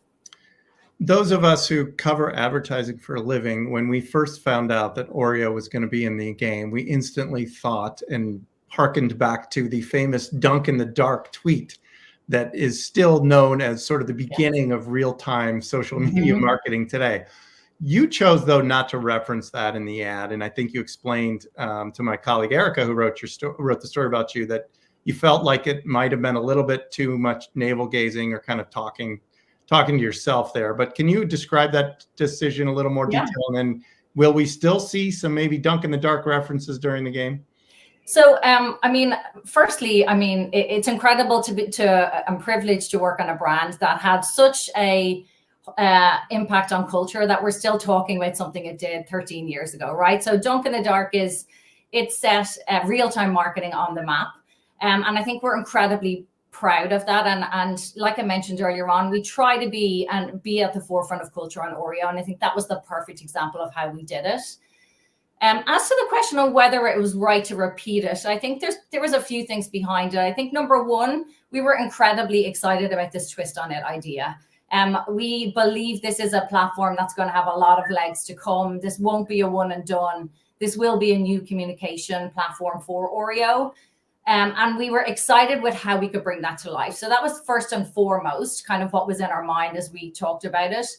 And then there is the piece around, we had the conversation, we talked a little bit about, for those of us in our marketing circles, we hold Dunk in the Dark up, and it was an incredibly important communication message at its time. But I'm not sure it's so top of mind for consumers. And what we didn't want to do was go back out there with a message that felt like it was a little bit self-serving. I mean, that would never work to our advantage, just given the situation we're in now. And I think you'd be pretty quickly called out on it. So I think what we did do is we took all of the learnings in terms of what worked the last time we did real-time real-time social media over the game. We intend to, fully engage with consumers. We know when people watch the game, they're not just watching the game. They have a phone in their hand. They're on the different social sites. So you'll see us actively engaging with consumers over the course of the game itself, without calling out this specific Dunk in the Dark tweet. But we've a very 360 plan on the books as we look to fully amplify that message. Danielle, what about Uber? How are you using your celebrities beyond just the ad? Well, I certainly think that you can tell by the casting that we really wanted there to be something in it for everyone. Certainly, there's a rabid group of Friends fans, and seeing Ross and Rachel and Jen and David in a spot together again was something that we felt like was going to infiltrate internet culture. And the same is true, as I mentioned earlier, about the Beckhams, and it was sort of that in the know moment. If you knew, you knew. And we also felt like between soccer fans and Spice Girl fans, there was yet two other big groups of fandom that we could tap into. The same goes for Jelly Roll, and the same goes for Usher. These were little pockets of audiences that we felt we could reach with this really diverse and interesting group of celebrities. They are absolutely going to engage on their channels. You're 100% right that we think of celebrity as a media channel, and that reach is something that you really can't replicate without the use of celebrity. I think in terms of influencers, we've seen a lot of people pick up the meme about the Beckhams because that is obviously a part of social culture. But we're really hoping that these gifts that we're giving to fans, this really funny moment where Jelly Roll forgets that he has face tattoos, we're really hoping that the soccer fans, the Spice Girl fans, the Friends fans, the Usher fans all pick it up because we're offering them a little bit of a gift about the celebrity that they love so much. And of course, we cannot have a conversation today about celebrities without talking about Taylor Swift. Of course, none of you are able to secure her for your ads. But Matt, I know the NFL has definitely benefited from Taylor Swift this year and has done some fun things on their social channels. Has your agency been involved in that? And what is up your sleeve? What is up the NFL sleeve possibly on Sunday? Can you give us any clues when it comes to Taylor? Who's Taylor Swift? Kidding. It's ironic that when we did our season kickoff, the film that talked about the opening new season of the NFL and played into the meme that everyone thinks the NFL is scripted. So once that commercial came out and it was about the table read for the upcoming season and all the parts that everyone needed to play as actors, I'm pretty sure within a week of that's when the romance started flourishing and people were just like, this is scripted. And so it became very much something to talk about a lot at 72 and Sunny about, should we play into this? Ultimately, we just let culture and love win, as opposed to trying to stake the whole league's reputation against this one moment, because it's going to be what it's going to be. It's bonkers now. Uber and Oreo, do you guys have any subtle ways you might be playing into the Swift mania? I mean, I would say a glimpse of her at the game. No. Yeah. And I think just back to the conversation around kind of real-time marketing, I think all of us, I'm sure, are looking to see what unfolds on the day in the game and what would be how do we think about amplifying our brands through that lens? So, Oreo has been a master at this. Do you guys have anything up your sleeve? Have you started sort of game planning certain things you might put out there if certain things happen? Yeah, I mean, look, I think most brands do.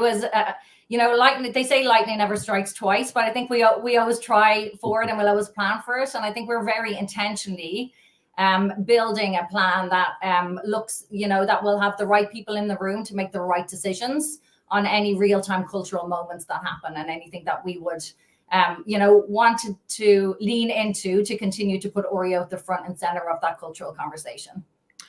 Go ahead. Can I add one thing, EJ? Yeah. One thing I think is important, and I kind of said this early on, it's just there is the moment that it's like there's the lead up to the game, then there's the game, and then what happens next beyond voting for the ad meter or trying to win. And I think it's important that that you define what a win is on the Super Bowl. And it could be that you've made a claim, you've engaged some eyeballs around or minds around what is happening. So like an example is like the E-Trade babies who aren't celebrities, but they are celebrities and they're celebrity babies. We've got a spot on the Super Bowl with them. But the big news is that the day after the Super Bowl, when presumably, there are people who have been, let's just say the day after the Super Bowl, it's called Money Monday, and where now we're giving people money to sign up and start to learn how to use the tools.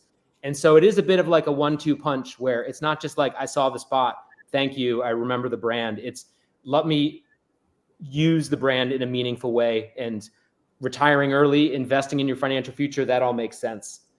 I'm glad you brought that up because I'm also wondering, will we see Kris Jenner continuing to represent Oreo? Sometimes we see these big celebrity Super Bowl ads and then we never see the ads again. Michelle, what are your plans for Kris going forward? Anything? Yeah, I mean, I would say, look, like I mentioned, this twist on it idea is here to stay for Oreo.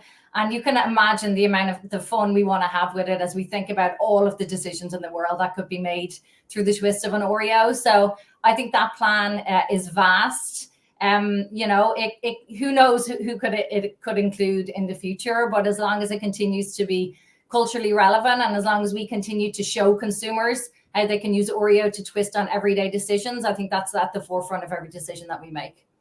How about Uber? What are your plans to kind of keep the conversation going? Yeah, I think, look, we shoot a lot. That's part of our strategy, especially when you make it such a healthy investment in these celebrities. You'll see plenty of content that comes after the Super Bowl with all of the celebrities that are featured. In addition to that, I think Super Bowl Monday, as Matt mentioned, is a really interesting moment, as is Valentine's Day following the Super Bowl. I love that we're starting to think about it as Super Bowl season, not just the big game itself. Of course, it makes Christmas really hard because you're really building so many assets, so many pieces of content. But I want to just touch on really quickly, one of the things that I think is so important is as with Oreo, those real-time moments, they are lightning in a bottle. But when you have a real brand idea, when you have something that you can really play off of, you know when your voice is welcome in that conversation, when it isn't. So certainly you can prepare for those moments, but it's really about anchoring in the idea and anchoring in your brand voice so that when you do show up, if lightning were to strike, you do it in a way that only your brand can. Mm-hmm. Yep. All right. I think that's a great point to leave it on. I want to thank you all so much for your time and wish you all luck in about 5 days when we're going to see all this happen in front of more than 100 million people. So thank you again. Thank you, EJ. Thanks for having us, EJ. And now I want to bring on screen my colleague, Jessica Wall, for our next panel. Hello, Jessica. Hi, EJ. Thanks for that one. Talking about Oreos right before I eat lunch and Uber Eats was kind of mean, but I will try to get us through this next session so that everyone can go order some snacks. Good luck. I'm Jessica Wall, Senior Editor at Ad Age, and I'm delighted to introduce our next group of panelists. They're all first-time Super Bowl advertisers in one way or another. Joining me today are 2 Chief Marketing Officers who are both bringing their brands into the Super Bowl for the first time, Greg Guadotti from Ferrara and Jeff Klein from Popeyes. And for insights into working with a first-time Super Bowl advertiser, we're going to be joined by Laura Janess, co-founder and Chief Strategy Officer at Orchard, which is the agency behind Etsy's first Super Bowl commercial. Hi, everybody. Hi. Hey. Thank you all for being with us here today. And a reminder to our audience as well, please let us know if you have any questions for our panelists. Greg, you're next to me on my screen, so let's start with you. When Ferrara announced that Nerds would be in the Super Bowl, I think it's safe to say that people were a bit surprised. Nerds gummy clusters have been around for a few years and they've been a hit for the company, but they're not really a heavily advertised product. What led your team to decide that now is the right time for Nerds to take the leap into the Super Bowl? No, I mean, Jessica, appreciate the question. It really is a matter of household penetration. And the element is 5 years ago, Nerds is a great business and a great equity, but it was about $50 million. And we actually, through some work on the business and the brand, grew the business incrementally. And then in 2020, we launched Nerds Gummy Clusters. And Nerds Gummy Clusters has, skyrocketed the total franchise from, 50 million to $500 million. And the fact is, we've not seen the ceiling on this business, but the element is that we've grown to almost $500 million as a business with only 16% household penetration. So with 84% of households not yet experiencing Nerds generally, or Nerds Gummy Clusters specifically, that was really the catalyst or the impetus to say, like, we want to get on a big stage to really kickstart our household penetration, because the repeat on this business is honestly unprecedented. And with every household penetration point we're growing, the repeat is not declining. So we've got 60% repeat on this business, which is amazing. So it's like, really, how do you get on the world stage there to kickstart household penetration? Great. And Jeff, you personally are no stranger to the Super Bowl. It was only a few years ago that you brought Little Caesars into the game to promote its entry into pizza delivery. I remember the best thing since sliced bread. And then you joined Popeyes in 2022. So Popeyes is another brand. It's been around even longer than Nerds, 52 years, but it's never bought a Super Bowl ad until now. Why is the right time for Popeyes to make the move? Yeah, I think it's important that you have something to say when you're going on the world's biggest stage. There's really only one place in today's fragmented media environment where you can talk to 100 million plus households, and probably far more than that this year, frankly, to get your message through. And so for us, it was the right timing with a launch that was very important to the future of our business. We launched into a new segment, chicken wings. A lot of people say it doesn't make sense that Popeyes hasn't had chicken wings for 52 years, but we haven't. And we've been thrilled with the response so far. And we really wanted to accelerate that unaided awareness and get that message across that we're there. And what an amazing contextual environment. I think there's 1.5 billion wings eaten in America during the Super Bowl Sunday. So for us, the environment mattered. And we just saw it as a way to really kickstart the business and accelerate growth. And Laura, you've also been part of prior Super Bowl campaigns. Maybe we'll talk about those in a little bit. But this year, Orchard created Etsy's first Super Bowl commercial. Before we discuss the campaign, let's take a look at the commercial, which is called Thank You, France. Oh, crap. That's a really good gift. Now we gotta get France something. Wait, we could use Etsy's new gift mode. Yes. What do the French like? Anyone? Cheese. They like cheese. Brilliant. Done. Plateau de fromage! Ooh la la! Don't panic. Get easy with gift mode. New on Etsy. So tell us a little bit about the ad. How did it come about? Did Etsy's team come to you and suggest we want to be in the Super Bowl? Or did your team convince them that this new AI tool was Super Bowl worthy? No, they came to us with the buy. Very rarely are we going to recommend a Super Bowl media buy to our clients. So Etsy came to us with the buy and really wanting to launch gift mode within it. So the assignment just came straight to us. So and it's it's one of those things where you're excited about the opportunity, but it's also it's so expensive. You just really want to make sure you're making it work as hard for their business as possible, given the investment. And how would you describe the insight that your team and Etsy are trying to get across? Obviously, this plot wouldn't really have worked if there wasn't gift mode to promote within the ad itself. Yeah, well, I think this is one of the things that makes Orchard very different as an advertising agency. We're very strategy led. So when we're setting out to kind of tackle an assignment, we're thinking through, really strong consumer insights, and we're thinking through a really, really strong role for the product so that you can't swap something else out in the story for the story to make sense. So we did quite a bit of research. I still moderate, so I moderated groups around it and this gift mode. And what we realized through the research is how stressful gift giving is for people. And most people just really want to be a lot better at it than they are. And we just kind of kept drilling into, why people aren't good at it, what stresses them out. And, one of the really clear insights that came through is how stressed out people usually you have somebody in your circle that is really good at it, and they'll give you a gift, and it induces, like, the panic kind of sets in. You're like, oh shoot, like I've got to get that person a really good gift.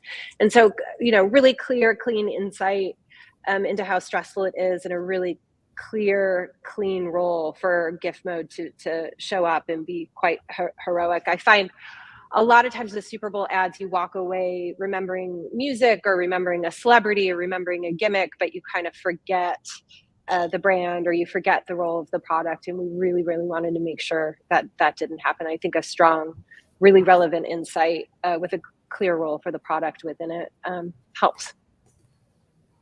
Great. And speaking about a product getting placement in an ad, Jeff, the Popeyes ad did get teased, and it was released this morning. Obviously, you've told us that it's about chicken wings.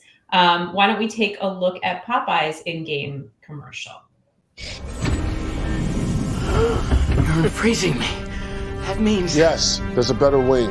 Popeyes. Sailor Man? The chicken place. Crispy. Juicy. What else has changed? Here we go. Make it stop! You're crazy. 2 dogs in one? Hooray! Come to Papa! We did it! Popeyes finally has wings. Love that chicken from Popeyes! How many times did Ken have to sing that to get the tone just right there? We gave him no coaching on that. And by the way, Laura, I love that ad, so congratulations. Oh, thank you. Thank you so much. Ken brought a lot to the ad in it, which is exactly why we went to a comedian of his stature to help us out. So he was very involved, not only in the creative process personally. The script turned out similar, but not quite exactly as it was written, because he brought so much to it. So him singing that song was never in the script. He broke into it a few times, and we loved it. Another, when I say brought his family into it, that's his dog Mocha. That's in the ad as well. There you go. Did his dog just happen to be on set, or was there always a line in there about a dog? It was a little more planned than that. One of the premise of the spot is what else has changed since he froze himself 52 years ago. And one of the things, not that everybody will know, but puppies never hurt in a Super Bowl ad. And the Golden Doodle is kind of the fusion of 2 dogs that didn't exist.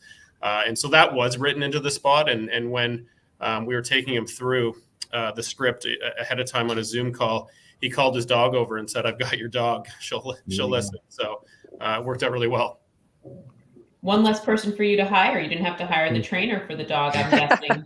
It's not a SAG dog. It was all good. Okay. And let's talk a little bit about Nerds. So Nerds did release a teaser featuring Addison Rae as a dance teacher. For those who maybe missed it, why don't we take a quick look at that? All right, from the top, watch me do it. Drag, keep to the beat. Big smile. That was cute. 6, 7, 8. This just might work.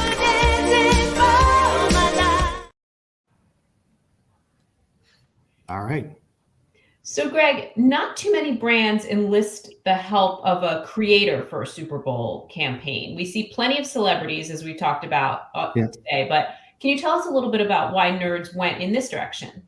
Yeah, I think, well, first, before I get into it, I mean, Laura and Jeff, both those spots were great. And it was great to see. And Jeff, I got it. I got what you're saying. It's like, what wasn't here 50 years ago? And then the like, how do I gift better than the Statue of Liberty? Amazing stuff. So it's really nice to see. So thank you for sharing it. I think, Jessica, I think the thought of it is, first is, what drove the success of Nerds Gummy Clusters to begin with is we really broke through culture through social channels. And while we weren't an active advertiser, we were very much paying attention to how Nerds Gummy Clusters was blowing up on TikTok and Instagram. And so like that was a little bit of the genesis of how we, bring Gen Z to the Super Bowl.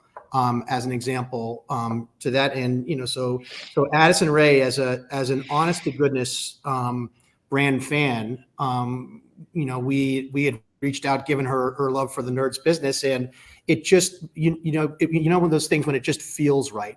And she's coming up with ideas in terms of how to riff, how to dance, how to make this come together, and put full energy into that spot. And then I think, I hate to throw a wrench into it, Jessica, but our spot just did release a couple minutes ago. So I know we won't be able to play it on here because we probably don't have the prep, but if people are paying attention, you could look online because our spot has now released. So if you have questions you want to ask me, I'm happy to answer them. All right. Well, I will queue up our people in the back there who I know may have a copy of that ad. So we'll talk a little bit, and then I think we'll be able to actually show the ad to the audience, and people can react in real time. Don't look away right now to go watch the Nerds ad. We will bring it to you as soon as we can. Perfect. Yeah, thanks, Jessica. I'm not a pro at this. You are. So thank you for the coaching there. But I am curious, working with Addison Rae, you obviously have a built-in fan base on social that you talked about. She was an actual fan of the product beforehand. Yeah. How will that play out on Sunday? Can you tell us a little bit about your social strategy, given the use of somebody who has such a large social platform? Yeah, no, I think it was talked about before. Is like, the Super Bowl is so much more than just the ad itself. And we had a whole across our agency partners in functions here, really, how do we set the stage, grounding within sports media and other athletes in Q4 of this last year. And then as we came into January, it really is like, if Addison has such a pull and such a draw, how do we work the creative or the what of how she's how she's dancing, who she's coaching. And then also we had some other 6-second teasers of Nerds characters like welding.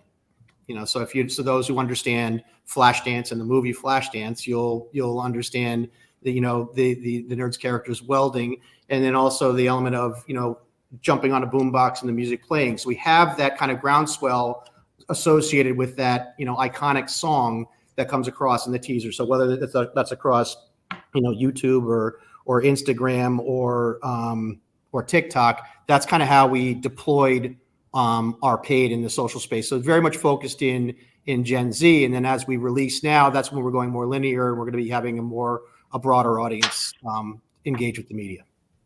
Okay, so we all heard the song in the teaser. I think I'm not gonna ask for your ages. I think most of the people on the screen are familiar with where that came from. And now we can take a look at Nerds in-game Super Bowl spot.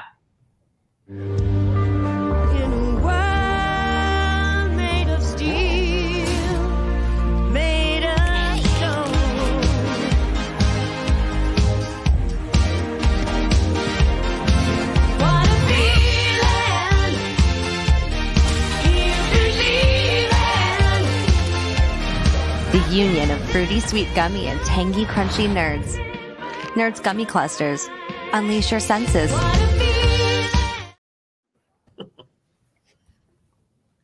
So it's the Super Bowl of Flashdance? Yeah. Let's talk a little bit about this. You have a Flashdance moment in your ad, and I don't know if you're aware, but there's another Flashdance moment in another Super Bowl ad. Did you have any idea that T-Mobile was using a similar idea?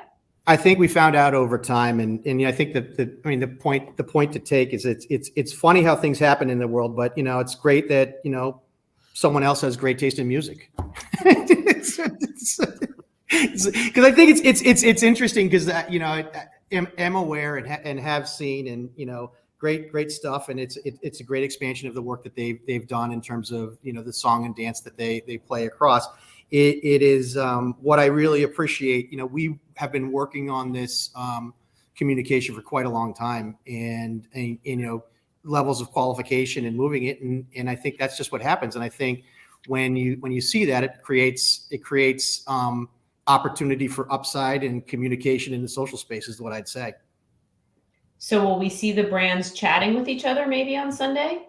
We'll have to see. I mean, I think that, again, like we said earlier, we have some surprises up our sleeves. So we'll see how it all plays out. Again, you want to always drive with positive connections and positive relations for sure. All right. If people in the audience do have questions, please let us know and we will ask them for you. I do have a question here from Christopher, who's watching on YouTube. For Nerds and Popeyes, what is next after the Super Bowl? Is college sports a space of interest? Jeff, you want to go? Since I just went, I'll go after you. Yeah, I can go first. Yeah. I think anytime people are gathering around is a wings occasion, and certainly we will be very active during that tournament in March that my lawyers say I can't say. So we're going to be very active, both analog and digital spaces there. And it's certainly not a one-off. I think it was mentioned earlier. The Super Bowl is a massive investment, particularly when you're a franchise organization and you're spending other people's hard-earned money that are real folks. So certainly we've been leveraging all of the hype. We passed 3 billion impressions today with our teaser and all the attention that it's got so far, and we're going to continue to do that right after. And Popeyes is a brand that internet buzz certainly activates sales. We had that nice little moment with the y'all good tweet years ago on the sandwich. Not sure we can ever replicate that again, but we certainly try. And when we see people talking online, it absolutely triggers retail. Yeah, and I just build. I mean, from a nerd's perspective, given the growing ubiquity of the brand, you want to make sure that you're connecting in tentpole moments. And I think Jeff brought it up, the fragmentation of media. There's so few events and items that are really must see or go to, and a lot of them are sports. And so I think that so it's like so that's probably will be playing out more. I'm confident of that. And then just even in the space when DeMarcus Lawrence was again a brand fan who reached out to one of the people that was on our business through just through Instagram personally, and then we made that connection and drove a pretty strong activation. And as a New York Giants fan, it pains me immensely to say I was rooting for the Cowboys, but I was to get DeMarcus Lawrence through, but it just didn't. But again, we have a brand fan there who is doing great things for nerds, and so we're going to continue to nurture and culture those relationships. We've all rooted for things we shouldn't, Greg. And yeah, I know. But that was a hard one, man. I hope there aren't too many Giants. I hope there are a lot of Giants fans watching, but for your sake, I hope there aren't too many Giants fans watching who are going to give you. They all know, and it's fine. That's all right. So yes. Laura, I want to talk about this ad shoot because it's a pretty massive story that you're telling. You've got the Statue of Liberty, you've got the American side, the French side. So let's talk a little bit about the ad shoot itself. You've only been working with Etsy for a little bit less than a year. So probably, yeah. Mm-hmm. How is it different from the other ads you've been part of with that team? I don't know that it was so different, to be honest. Like the process is really always very collaborative and incredibly rigorous, and very strategic and well researched. So I don't know. It felt like it was the same process in terms of the process we applied to the holiday work as well, where we'll go in and tackle the brief in as many ways as we possibly can, and then really debate and push and pull and try things. And it's through that process that we'll get to what we feel very confident is the right answer and the right message for the brand. So yeah, I don't know that it was terribly different, except that the shoot did happen in Bucharest. So that's probably the only thing that was wildly different from the holiday shoot, to be honest.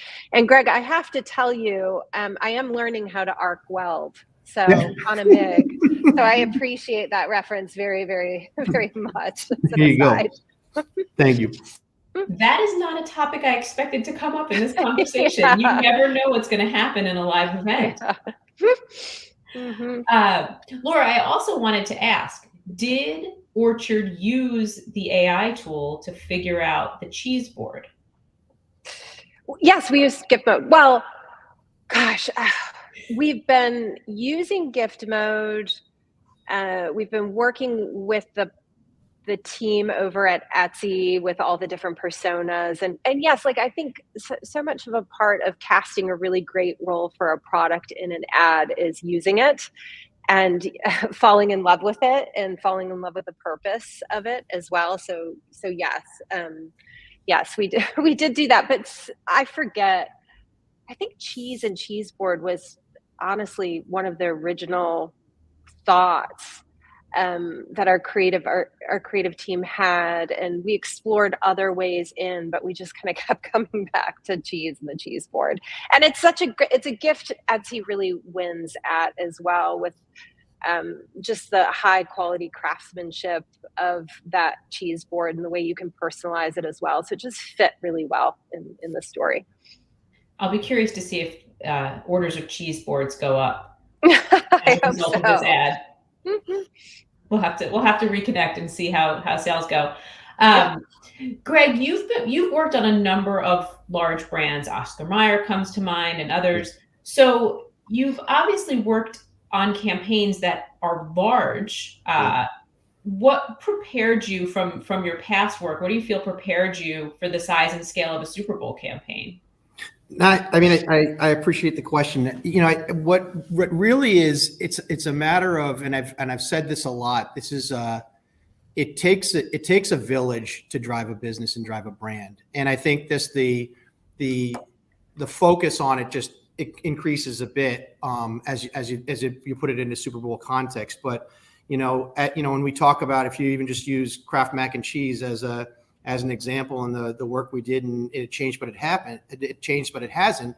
The elements of what we did, working with people on the plant and operations and supply chain to change the package, and I think that very much came true as we went on this endeavor for Nerds. It really is an element of, like, it's not just marketing and your agency partners. It's like your internal, as marketing service we call 1908X. It's sales, it's supply chain, it's operations, it's even R&D. So like you really, the rallying point when you're doing a big move on a business or a brand, like the work we did with hot dogs on Oscar Mayer or mac and cheese or even Capri Sun, it's just like making sure that everybody is focused against what needs to happen and who needs to do what over the course of the next months to drive success. And I think when we get to the point of we're at the Super Bowl, but we've had displays out in the market since November, and they've been supplied and delivered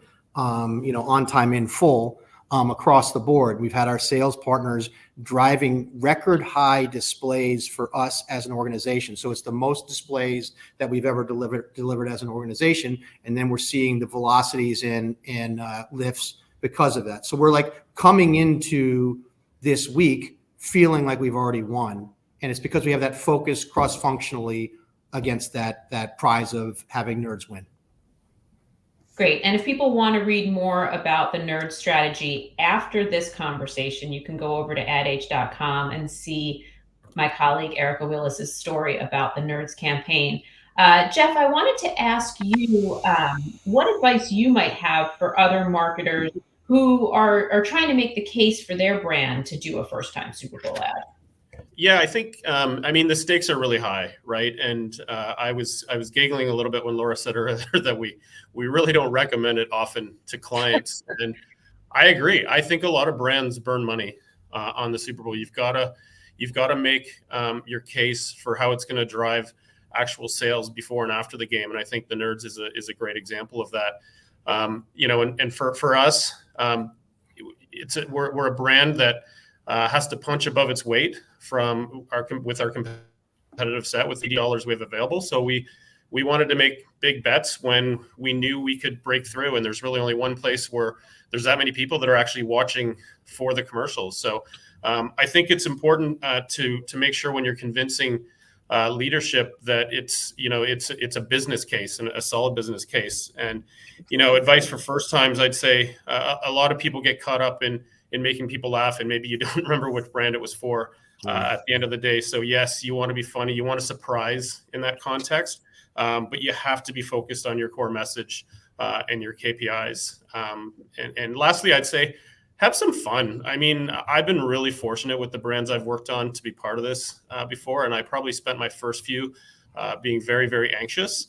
And I've learned to enjoy the process because it's, it's a tentpole moment for your brand, but also for the marketers that are involved with it. And as much as it can help drive sales, finding ways for people on your team and your broader company and franchisees, if that's applicable, to feel like they're part of it. It's a big deal for a company for its first time. I mean, there's a rise in energy around our building and with our franchisees right now because they're just so proud to be part of it. I think it's a great point by Jeff because it's exactly like when we're on the cusp of being, we have now in the last year become a leader across Ferrara in totality from a share perspective, with Nerds being the catalyst, Nerds and Seasonal really being the 1-2 punch against that. But the level to which this has solidified our organization and motivated our organization it's been really amazing because we talk a lot about Ferrara and our one community, and it really is that exciting base because like everybody sees the role that they're playing and how they're contributing to this first event for Nerds, but more importantly, this first event for Ferrara. And Laura, when you're working with brands that are considering a Super Bowl ad, obviously the landscape has changed so much with the rise of social media and with teasers and with everything that needs to be considered beyond the in-game commercial itself. What advice do you have for brands and what they should be looking for, what they should be researching before they decide to make this big bet? Well, it's exactly what has been discussed. You always want to understand what the business challenge is or what the business opportunity is, and then make sure this is the right place to solve that problem or take advantage of that opportunity. But honestly, I think the really important way to answer your question is, I think creatives use it as a license to just tell the funniest joke, right? And while entertainment is absolutely critical for the big stage, the same process of being very, very thoughtful at solving your client's problem, making sure there's a clear role for the product, and just applying that same kind of strategic rigor you would for the rest of the year absolutely needs to be applied here, and it shouldn't just be a short-term hit for the brand or the company you're working with, to tell a really great joke. So for me, it's a lot of coaching and conversation around that. And I also think there's a tendency to say, oh my God, research, it kills creativity. Our ad was very, very heavily researched, and I think that the quality of the product is still there. So just making sure we're being as thoughtful as possible while still being as entertaining as possible is, I think, the way that we talk about it. I think that's a very strong lesson for everybody to leave with today. Unfortunately, we've run out of time, and I want to let you all get back to work because I know it's a busy, busy week. But thank you to Laura, Jeff, and Greg. And thank you all for joining us. This is the last session of our Super Bowl event today. Thanks to all of our guests who have joined us, and to our moderators and our amazing behind-the-scenes team. Remember, kickoff is only 5 days and a few hours away. So to keep up with all the Super Bowl news, head over to adage.com/Super Bowl for more coverage of the big game. Thanks, everybody.